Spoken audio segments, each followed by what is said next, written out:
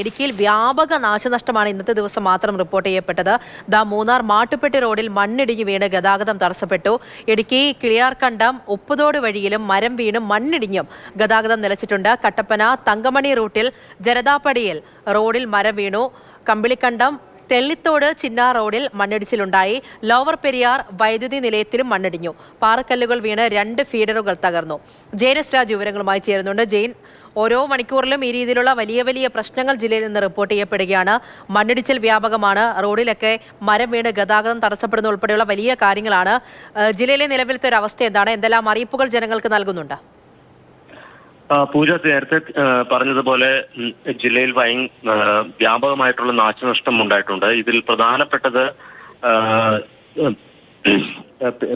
Lower Periyar power ഹൗസിലുണ്ടായ നാശനഷ്ടമാണ്. പ്രത്യേകിച്ച് അവിടെ 2 ഫീഡറുകൾ മണ്ണ് വീണ് തകർന്നിട്ടുണ്ട്. അത് ബ്രഹ്മപുരത്തേക്കടക്കം വൈദ്യുതി വിതരണം ചെയ്യുന്നതിന് തടസ്സമുണ്ടാക്കുന്ന ഒരു കാര്യമാണ്. അതോടൊപ്പം തന്നെ 3 ഡാമുകളാണ് ഇടുക്കി ജില്ലയിൽ ഇന്നേ ദിവസം തുറന്നിരിക്കുന്നത്. കല്ലാർകുട്ടി, അതോടൊപ്പം തന്നെ പാമ്പ്ള, കല്ലാർ ഡാമുകൾ തുറന്നിട്ടുണ്ട്.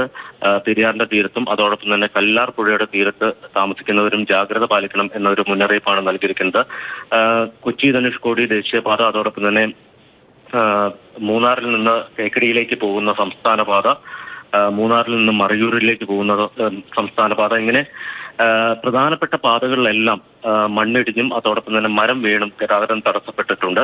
മൂന്നാർ ടൗണിൽ മണ്ണ് ഇടിഞ്ഞ് ഗതാഗതം തടസ്സപ്പെട്ടിട്ടുണ്ട് എന്നുള്ളതാണ് നമുക്ക് അവിടെ നിന്ന് ലഭിക്കുന്ന റിപ്പോർട്ട്. അതോടൊപ്പം തന്നെ ഗ്യാപ് റോഡിലൂടെയുള്ള ഗതാഗതം പൂർണ്ണമായും നിരോധിച്ചിട്ടുണ്ട്. കാരണം രാത്രികാലം ഗതാഗതം പൂർണ്ണമായും നിരോധിച്ച സാഹചര്യത്തിൽ ഗ്യാപ് റോഡിൽ പല സ്ഥലത്തും മണ്ണ് ഇടിഞ്ഞ് വീണിട്ടുണ്ട്. അതിനെ തുടർന്നാണ് അതുവഴിയുള്ള ഗതാഗതം പൂർണ്ണമായും നിരോധിച്ചിരിക്കുന്നത്.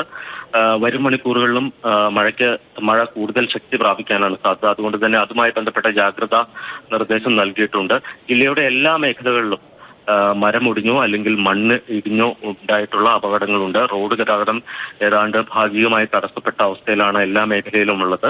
കഴിഞ്ഞ കുറച്ച് സമയമായിട്ട് മഴയ്ക്ക് ഒരല്പം ശാന്തതയുണ്ട്. പക്ഷേ വരും മണിക്കൂറുകളിൽ മഴ കൂടുതൽ ശക്തി പ്രാപിക്കാനുള്ള സാധ്യതയാണ് കാണുന്നത്.